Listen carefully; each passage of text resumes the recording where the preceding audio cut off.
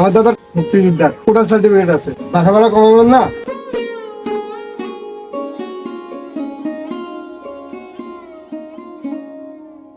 আসসালামু আলাইকুম।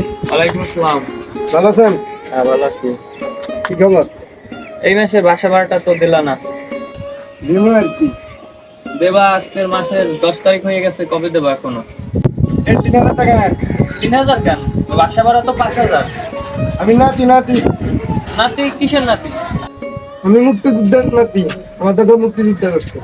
তাই কি বাসা ভাড়া কম দেবা? তোমার দাদা মুক্তিযোদ্ধা করছে, আমরা কি বাসে আইছি? আপনি বাসা যাবেন কেন? আমার দাদার মুক্তিযোদ্ধার কোটা সার্টিফিকেট আছে, বাসা ভাড়া কমাবেন না? তোমার দাদার কোঠার সার্টিফিকেট আছে, তাই কি বাসা ভাড়া কম দেবা নি? টাকা কম দেবে কেন? আমাদের কোটা সার্টিফিকেট আছে না, এটা আমাদের জন্য স্যার। কেন আপনি জানেন না, বাংলাদেশ সরকার নিয়ম করে দিচ্ছে যাদের কোটা আছে তাদের সবকিছু সুযোগ সুবিধা আছে। যেমন যাদের কোটা সার্টিফিকেট আছে তাদের কোনো চাকরিতে কোনো কষ্ট হয় না, টাকা পয়সা লাগে না, আর সরকার তাদেরকে সব দিক দিয়ে সুবিধা দিয়ে দিচ্ছে। মানে তোমাদের কোঠার সার্টিফিকেট আছে, তাই বলে সুযোগ সুবিধা কি তোমরাই সব ভোগ করবা? আমাদের ছেলেমেয়ের লেখাপড়ার কোনো মূল্য নাই?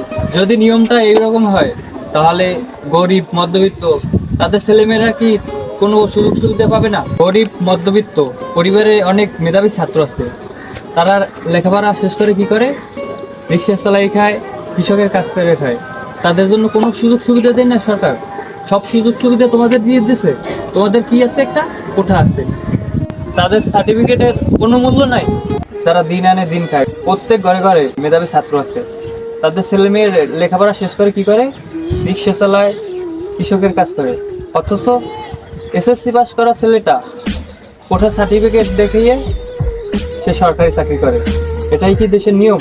আমরা কোন দেশে বসবাস করতেছি যেই দেশে মেধার সার্টিফিকেটের কোনো মূল্য নেই, অথচ কোঠার সার্টিফিকেটে তারা সব সুযোগ সুবিধা ভোগ করতেছে? তার মানে এই দেশে মেধার কোনো মূল্য নেই, যাদের কোঠার সার্টিফিকেট আছে তারাই সব।